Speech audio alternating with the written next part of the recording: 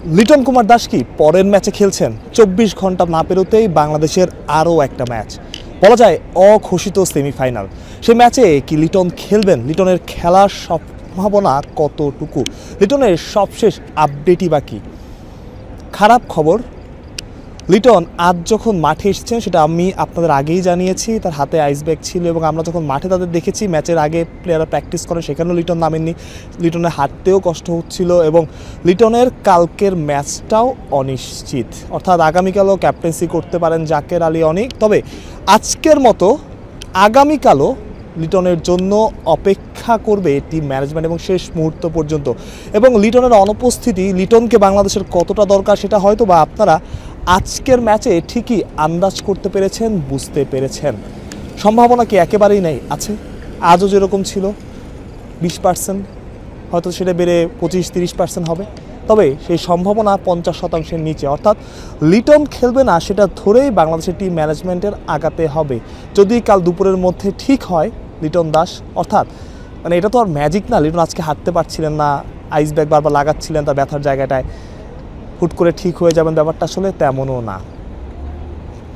সুতরাং কাল লিটন দাস ঠিক হয়ে যাবেন, পুরোপুরি ফিট হয়ে মাঠে নামবেন, সেটা ভাবাটাও আসলে দুঃসাহসিকতার কাজ। তবে যে কোনো কিছুই তো হয় দুনিয়াতে, লিটন দাস হয়তো রিস্ক নিতে পারেন, যে রিস্কটা আজকে নেওয়ার প্রয়োজন ছিল না, তাই লিটন দাসকে বসানো হয়েছে বা রেস্ট দেওয়া হয়েছে।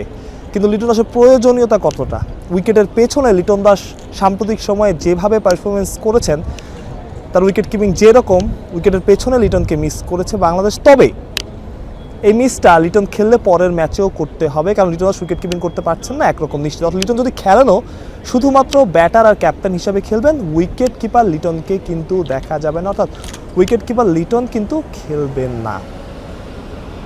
বুঝতেই হয়তো পেরেছেন লিটন দাসের কন্ডিশন খুব একটা ভালো না। হয়তো বা দেশের কথা ভেবে, দলের কথা ভেবে লিটন দাস মাঠে নামলো সেই সম্ভাবনা 20% বা 25% এবং একদমই কম। আমি আবারও বলছি, আজকে লিটন যখন সারাদিন মাঠে ছিলেন, যতক্ষণ হেঁটেছেন ততক্ষণ খুব নর্মালি তিনি হাঁটতে পারেননি, আইস ব্যাগ লাগিয়েছেন, তার এখানে ব্যথা ছিল বা পাশে।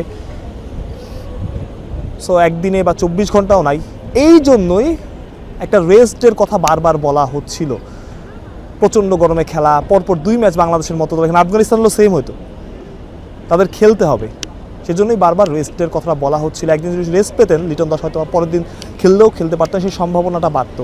কিন্তু এটা কি আসলে হতে পারে? দুবাইয়ের মতো মাঠে, দুবাইয়ের মতো কন্ডিশনে পরপর 2 দিন 2 ম্যাচ খেলা, 2টা বড় প্রতিপক্ষের সাথে, এটা কি আসলে মোরালি ডাউন করে দেয় না প্রতিপক্ষকে? করে। আমি জেনেই বলছি, বাংলাদেশ দলকেও কম বেশি সেটা ডাউন করেছে। আজকে যাবে তারা রাতে বাসায়, কোনো রকম প্র্যাকটিস ছিল না, কালকে আবার তাদের ম্যাচ খেলতে আসতে হবে গরমের মধ্যে, এবং আজকে হারের ক্লান্তি, হারটা ভুলতেও তো সময় লাগে, সেই সময়টাও বাংলাদেশ দল আসলে পাচ্ছে না। লাস্ট রাতে আমি জানিয়ে রাখি, লিটন দাসের খেলার সম্ভাবনা খুবই কম। আজও লিটন দাসের পা পাঁজরে ব্যথা আছে এবং লিটন দাস খুব নর্মালি হাঁটতে পারছে না, তার মনটাও খারাপ ছিল, যেটা বাংলাদেশের জন্য মোটেও ভালো খবর না। তারপরও লিটন না খেলতে পারলো, কালকের একাদশে কি কোনো রকম পরিবর্তন চান জানাতে পারেন কমেন্ট বক্সে। সংযুক্ত আরব আমিরাত থেকে মাহফুজ প্রত্যয়, বিডি ক্রিক টাইম।